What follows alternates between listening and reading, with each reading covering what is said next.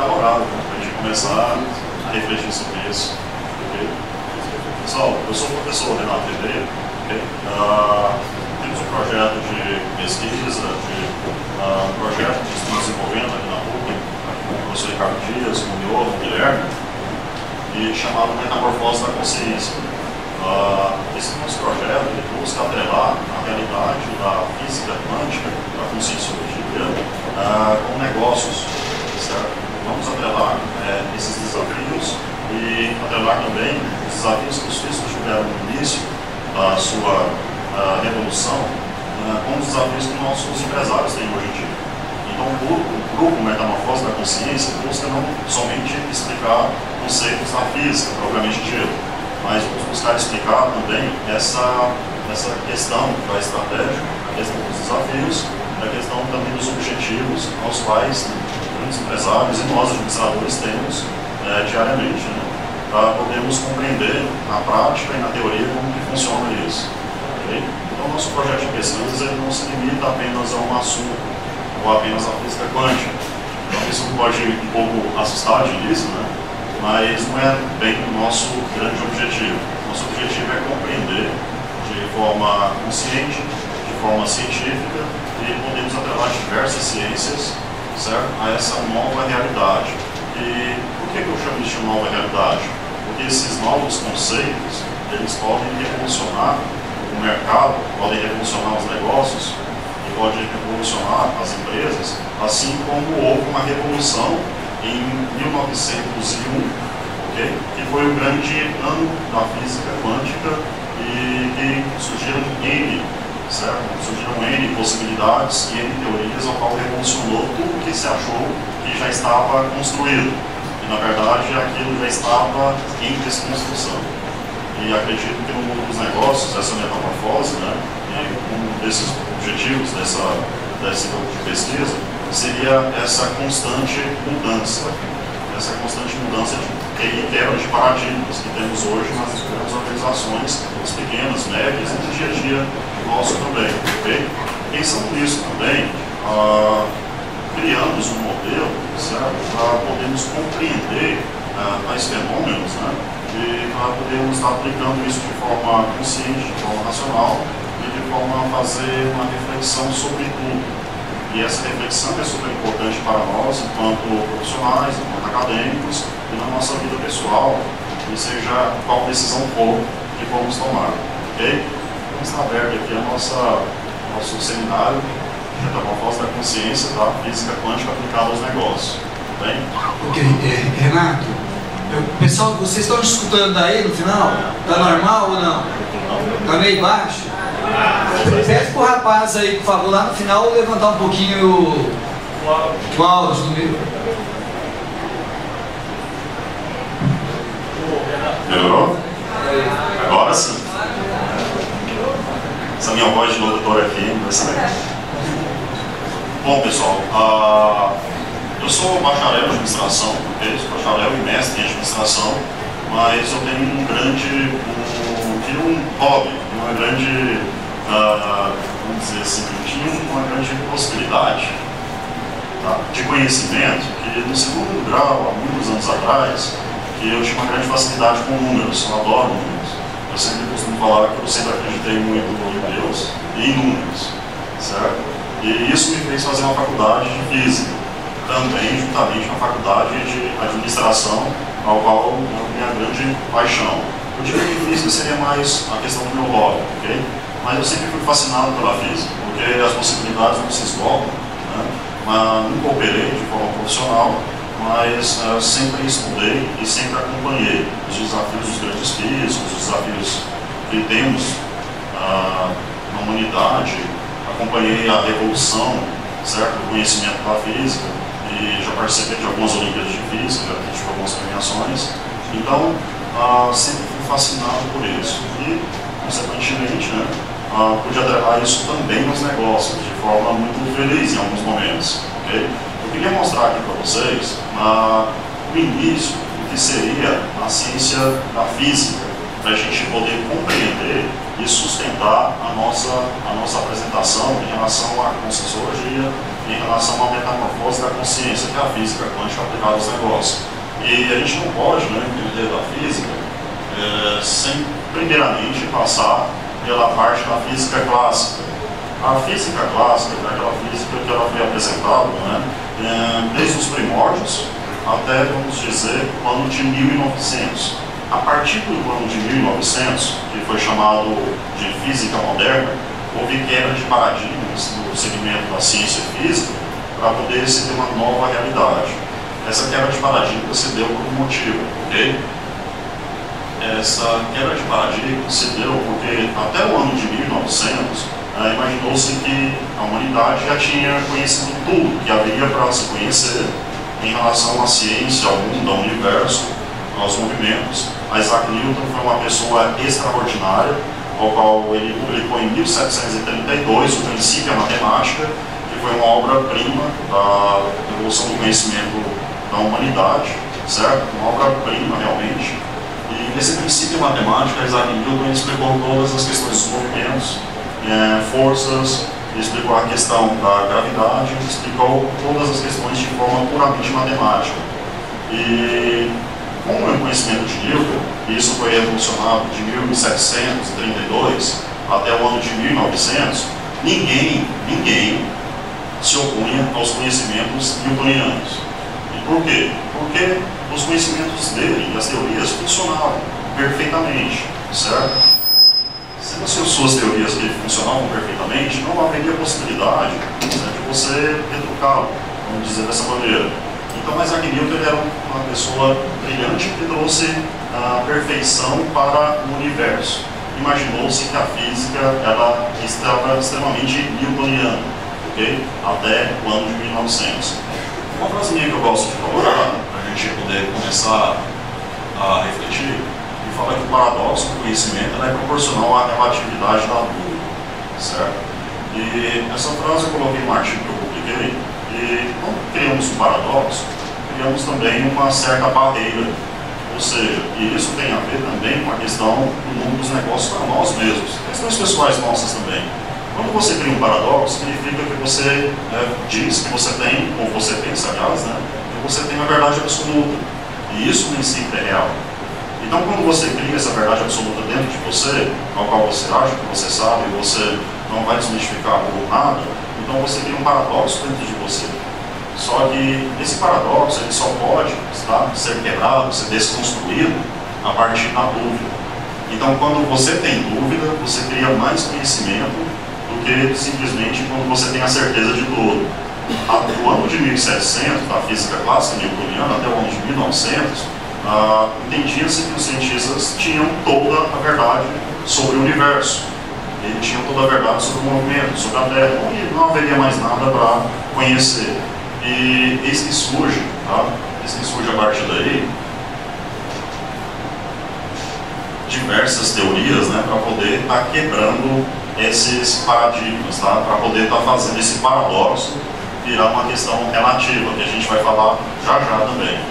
Esse daqui, no caso, é um teorema que mostra a evolução da física. A física, né, o nome dele vem do grego, né, pesquisa, natural, ou então natureza, enfim. E o próprio nome da medicina, ele partiu do nome do latim da física também, ok? Porque para você entender a medicina, você tem que entender alguns movimentos do seu corpo, ok? Porque o corpo parado estático simplesmente é uma unidade morta, assim como as células e os átomos, ok? Então, para você aprender a medicina, tudo tem que estar em harmonia, em movimento no universo. E a física, então, entra e pode explicar perfeitamente como que isso funciona, ok? O ano de 1600 a 1700 é chamado da física clássica. A física clássica é aquela onde diversos cientistas que partiram lá de, vamos dizer, de Arquimedes, né, sem muito sucesso, mas na Itália, no ano do Renascimento, tivemos Galileu, que apresentou diversas teorias. Tivemos também alguns outros nomes lá, Joule, Torricelli, Pascal, Coulomb. Esses nomes, eles fizeram com que a física clássica crescesse para passar pela todo esse processo até chegar na física moderna. Okay? Do ano de 1600 ao ano de 1700, então a física clássica ela estava engatinhando. Então os movimentos estavam sendo estudados e essa questão ela haveria muito a ser compreendida ainda. Então haveria apenas pequenos movimentos, okay? Pequenos conhecimentos. No ano de 1800 começou a se estudar termodinâmica, ondas, óptica e eletricidade. Termodinâmica era a ciência ao qual a gente teria que estudar a calorimetria, teríamos que estudar a dilatação, teríamos que estudar fenômenos aos quais acontecia devido a fenômenos naturais. Fenômenos de ou estar com um clima um pouco mais ameno, com um clima um pouco mais quente, clima um pouco mais denso, e verificávamos que haveria uma mudança grande da natureza nessa época. E a mudança da natureza, ela precisava ser compreendida. Torricelli foi uma das pessoas que começou a fazer um estudo muito aprofundado disso e passou por Pascal, que foi um físico extraordinário e conseguiu explicar vários teoremas. Sabe a que temos em casa, né? Nossa parte de hidroviária, eu diria assim, né? Nossa parte hidráulica é essa palavra que temos em casa, porque no caso temos que ter uma caixa d'água, né? Que fica centralizada sempre acima, e ao qual ela pega e distribui água para toda a nossa residência. Então isso tinha a ver com um fenômeno chamado gravidade, e tinha a ver com um fenômeno chamado também de axioma gravitacional. Esse axioma gravitacional depois foi explicado, okay? Depois foi explicado e entendemos como que funciona a questão da hidrodinâmica. Ou seja, a água é também um pouco denso, ela vai agir conforme a gravidade, e agindo conforme a gravidade, ela vai ter que percorrer todos os caminhos sempre de maneira aleatória, tá bom? E isso o Pascal explicou gradativamente. Ondas também, que é uma questão que vamos compreender, inclusive na apresentação do Guilherme do Yoga também, todos estamos passando por fenômenos de ondas. Quando falamos ondas, significa vibração. Nosso corpo está vibrando, certo? Nosso corpo está em pleno movimento. Se eu perguntasse para vocês qual é a velocidade que estamos aqui, agora, parados, certo? Qual a velocidade ao qual estamos aqui nessa sala assistindo essa apresentação? Alguém se aventuraria a falar? Relativo? Relativo? Por que relativo? Oi? Em relação a você mesmo. Sim, qual a velocidade que você está agora? Também, se ela do seu corpo em movimento. Seu ponto central está relativamente parado. Certo. Sabia que todos nós aqui hoje, sentados nessas cadeiras, estamos a aproximadamente 700 km por hora? Vocês sabiam disso? Por quê? Vamos pensar de uma forma racional e lógica. Estamos em um planeta, ok? É uma estrela. E essa estrela vai ter um movimento de rotação, ok? Esse movimento de rotação é de aproximadamente 700 km por hora. Então seria mais ou menos a gente imaginar o seguinte: bom, por eu estar sentado dentro de um automóvel, então eu estou parado se ele estiver em movimento? Não, porque você também está em movimento devido a você estar dentro de um automóvel, concorda comigo?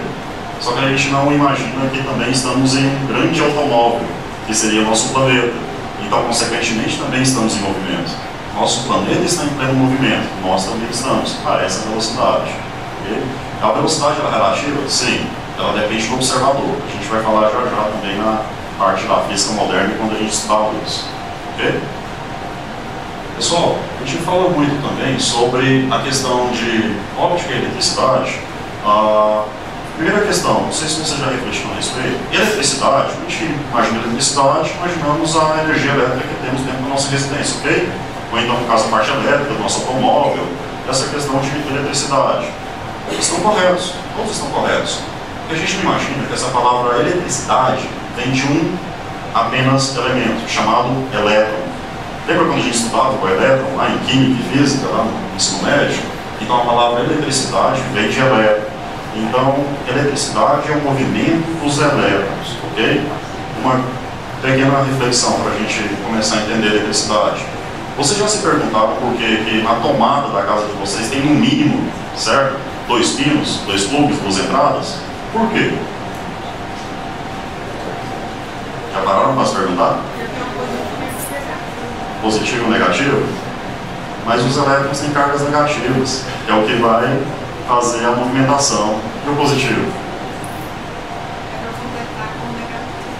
Mas vai conectar com o negativo? Não, mas faz sentido, é verdade. Porque os opostos, né, pessoal? Os relacionamentos dizem que funciona. Dizem que funciona. Mas enfim, temos 2 pinos lá para a nossa tomada. Por quê? Porque eu comentei com vocês que a eletricidade é o movimento dos elétrons, certo? Ok? Beleza, se a eletricidade é o movimento dos elétrons, então os elétrons eles têm que passar por aqueles fios, né, de condutores, a maioria das vezes cobre, né, que é um bom condutor, e ele vai passar por todo o circuito e vai fazer com que esse circuito funcione, ok? Então, se ele tivesse apenas uma entrada para poder funcionar essas cargas negativas apenas, ok? Esse equipamento ele ia se suprir dessas cargas negativas e ia chegar um momento que ele não ia suportar mais e ia explodir. Então, por que a gente tem 2 pinos? Porque, na verdade, esses sistemas negativos, esses elétrons, eles caminham dentro do seu aparelho, fazem ele funcionar e eles devem sair. Então, por isso que temos 2 pinos, ok? Por que não é positivo e negativo? Porque se fosse positivo e negativo, novamente haveria um curto. Okay? Esse positivo e negativo, quando eles se atraem, há uma certa condutibilidade. Então, na verdade, temos 2 saídas lá, pelo menos, para poder ele entrar, fazer o movimento e ele sair. Temos a explicação também do automóvel, ok? Quando você coloca combustível no seu automóvel, ele tem que sair também, não tem? De que maneira que ele sai? Em forma de gás, pelo escapamento do carro, ok? Tenta, no caso, você tampar Tenta você tampar o escapamento do seu automóvel para ver se ele vai funcionar. Vai chegar um momento, ou vai explodir alguma coisa, ok? Ou então ele vai apagar, não vai funcionar mais. Então temos que ter dispositivos de entrada e dispositivos de saída. Então a física é muito cíclica e isso acontece de uma maneira muito linear. Então essa é a grande questão também da eletricidade.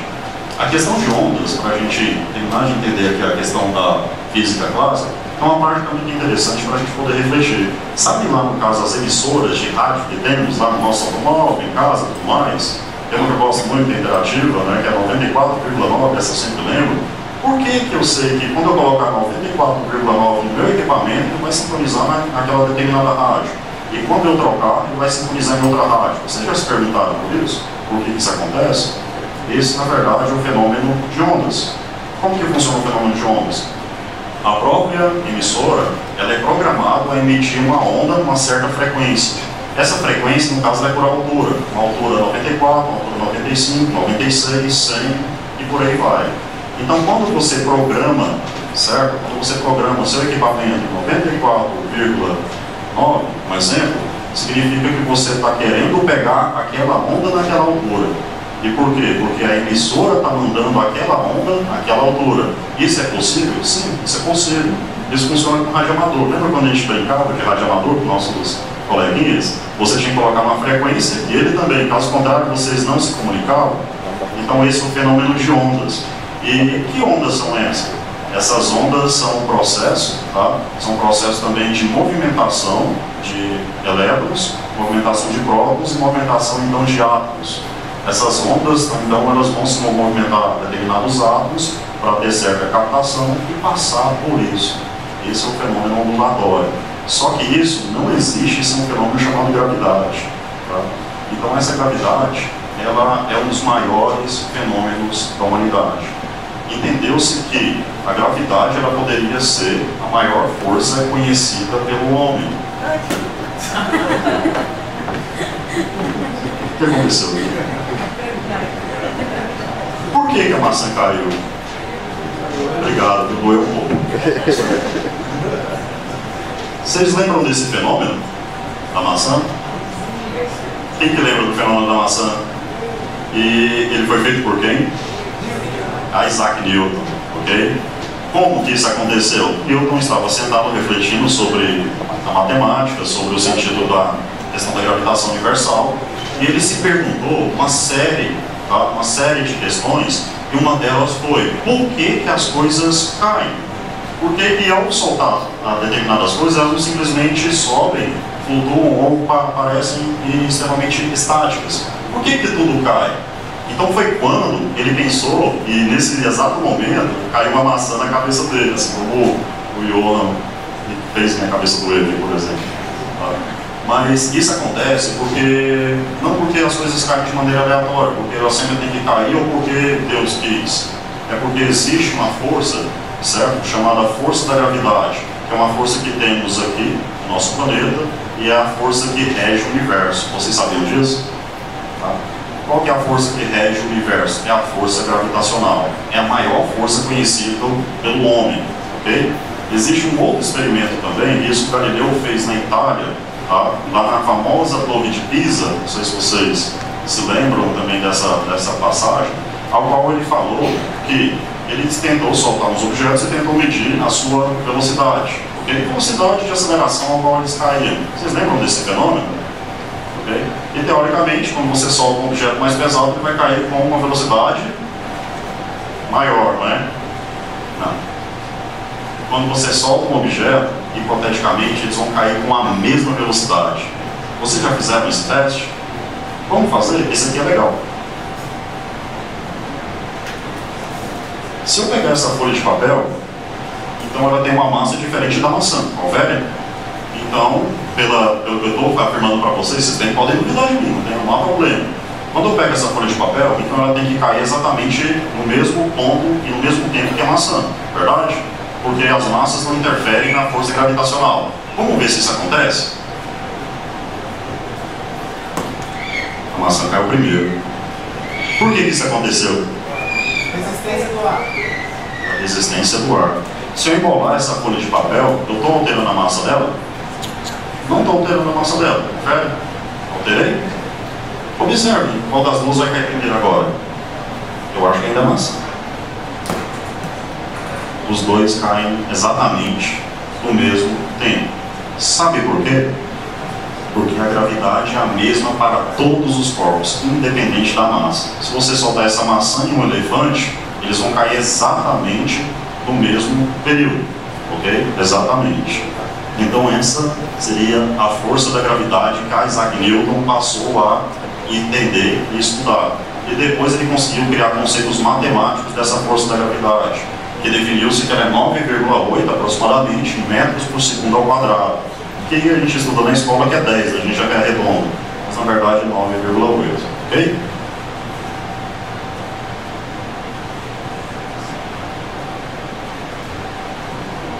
Pessoal, e a partir de 1900, a gente vai começar a estudar a mecânica quântica e a relatividade, ok? O ano de 1905, mais precisamente, foi chamado de o ano do milagre. Por que o ano do milagre? Foi o ano ao qual desmoronamos todas as barreiras da física para criar uma nova física, tá bom? E começamos então a estudar a física moderna. Então, em 1905, o Einstein demoliu a física newtoniana. E existe uma história do Einstein interessante, certo? Que tem aquelas velhas histórias que ele comenta que ele reprovou, enfim, e realmente algumas delas são reais. Mas a mais interessante é que, imagina que você estuda nas principais universidades europeias e principais universidades americanas que a teoria newtoniana, certo? A física newtoniana, ela é extremamente correta. Não havia mais nada para se conhecer. E por 300 anos aproximadamente foi-se estudado a física newtoniana. As principais universidades britânicas, né, Newton é tido como um deus. E para os principais cientistas, não só da época, mas também da história da humanidade, Isaac Newton é tido como um deus. E de repente chega um jovem, ok? Chega um jovem que estudava na Universidade de Berna, na Suíça, chamado Albert Einstein, né, que trabalhava no departamento de patentes, onde ele descobriu diversos inventos. E nesse departamento de patentes ele ousa, tá, como apenas um artigo, a criticar e a revolucionar todas as teorias newtonianas. Ele sabia desse desafio. Ele sabia que quando ele publicasse esse artigo, ele estaria demolindo 300 anos de estudo e estaria demolindo o seu principal ídolo, que era Isaac Newton. O principal ídolo de Einstein era Isaac Newton. Então vocês compreendem o quão delicado seria essa situação, e mesmo assim ele o fez, ok? Quando ele o fez, ele não foi muito bem prestigiado, ok? E esse prestígio, certo, dele viria a partir de 1905, que foi o ano do milagre, que ele publicou 3 artigos, que foi a teoria da relatividade especial, teoria da relatividade geral, e ele publicou também sobre o efeito fotoelétrico, ok? Einstein ganhou o Nobel em 1921, e ao contrário de que todos acham, ele não ganhou o Nobel pela teoria da relatividade, ok? ok? Ele ganhou o nome pelo efeito fotoelétrico, que a gente vai entender já já. Então, a física moderna, pessoal, foi a física que a gente começou a estudar a partir de 1900. E por que era chamado de física quântica? Tá? Física quântica, o que é quântico? Quântico seria um pacote. Esse, no caso, seria a definição, né? Seria a definição de quanta. Quântico, então, vem da palavra quanto, ou quanta, né? Que significa quantidade ou pacote. Esse pacote seriam pacotes de energia. Outra questão para a gente refletir. Quando a gente observa, no caso, a luz, você de fato observa a luminosidade, né? A luz não é somente luminosidade. E essa luminosidade, você se pergunta como que ela acontece.